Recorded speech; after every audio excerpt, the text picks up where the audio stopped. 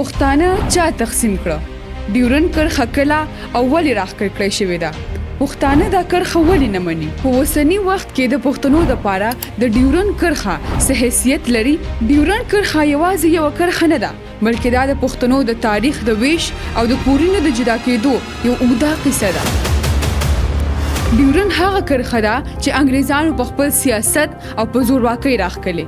د دې کرښې د جوړېدو 130 کاله تېرېږي، خو زخم یې لا هم تازه دی. دا هغه کرښه ده چې باجوړ، خیبر، کویټه او د پښتونخوا ډېرې لویې سیمې د افغانستان نه جدا کړي. خو وخت تېرېدو سره سره دې ته نومونه هم بدل شو. انګریزانو دې ته ډیمارکیشن لاین یعنی حد فاصل ویل، پاکستانیانو دې ته باونډري لاین یعنی سرحد خپل سرحد ویل، خو د افغان اولس او پښتانه دا اوس هم لا زخم ګڼي. په 19مه پېړۍ کې ټوله دنیا د ګریټ ګیم میدان و. که یو طرف ته انګریزانو چې د هند لویه خزانه تر واک لاندې وه، او بل طرف ته روسو کم چې د سنټر ایشیا له لارې ښکته را روان و. انګریزانو دا یره لرله چې روس به د افغانستان د لارې هند ته راننوځي، نو هغوی دا پریکړه وکړه چې دوی په منځ کې ډیمارکیشن لاین یعنی یو حد مقرر کړی شي. هغه وخت به افغانستان د روس او د هند په منځ کې یو بفر زون په توګه پاتې کېدو. همدغه وخت کې د برطانیې هند د بهرنیو چارو وزیر فورن منسټر مورټیمر ډیورنډ کابل ته راغلی.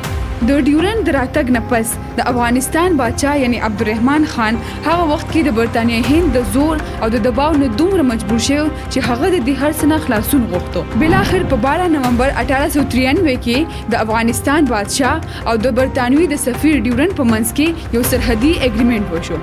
د دې اګریمنټ د مخې د افغانستان لوی سیمې د افغانستان نه پرې کړې شوې. سوات، چترال، کویټه، باجوړ، مومند، وزیرستان، خیبر، بلوچستان او داسې نور لوی سیمې د افغانستان نه جدا کړې شوې او د برطانیې هند برخه جوړې شوې. په دې توګه باندې خواوشا 2.5 مربع کیلومتر ځمکه د افغانستان نه جدا کړلې شوه او پښتانه په زور سره په 2 برخو کې ویشل شو. د دې نه پس د افغانستان بادشاه د کوم په وخت کې چې دا اګریمنټ شوی، امیر عبدالرحمن خان په خپل کتاب تاج التواریخ کې ولیکل چې ما دا اګریمنټ صرف د افغانستان د بقا لپاره کړو، ځکه که دا تړون ما نه وی کړی نو انګریزانو به په افغانستان باندې جګړه کړې وي. خو دا تړون صرف زما د ژوند د پورې دی، همیشه د پاره نه. او د وخت تېرېدو سره سره د امیر عبدالرحمن خان نه وروسته چې څومره هم بادشاهان په افغانستان ته راغله، هغوی دا کرښه رد کړله. غازي امان الله خان چې په 1919 کې د استقلال جګړه یې ګټلې وه، د انګریزانو د غوښتلو سره سره ډیورنډ د دایمي کرښې په توګه ونه منلو. په هغه وخت کې په راولپنډي اګریمنټ کې هم دا خبره وشوه چې ډیورنډ یو ارضي کرښه ده، دایمي سرحد نه دی.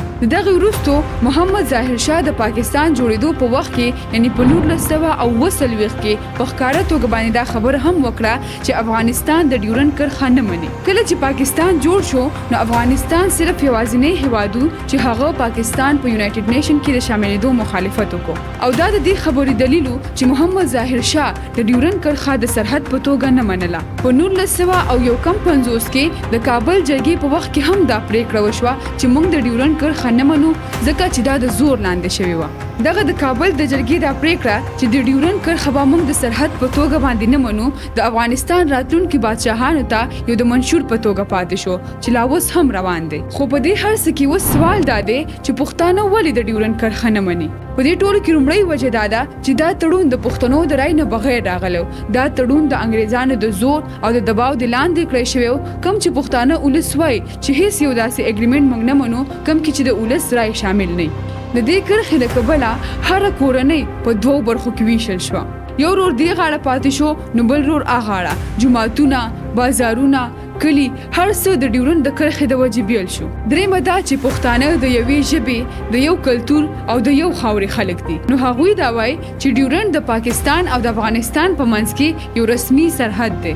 خو بل طرف ته افغانان او پښتانه دواړه دا کرښه د زړه زخم بولي، ځکه چې دا صرف یوازې د یو جغرافیې ویش نه بلکې د یو ولسي وحدت ټوټه کول دي. نن د ډیورنډ دواړو غاړو کې خواوشا 50 میلیونه پښتانه ژوند کوي. د دوی یوه ژبه، یو کلتور او یوه کورنۍ ده، خو په یو کرښه باندې پریکړې شوي دي. همدغه وجه ده چې دا زخم د 130 کاله تېرېدو نه پس هم جوړ شوی نه دی.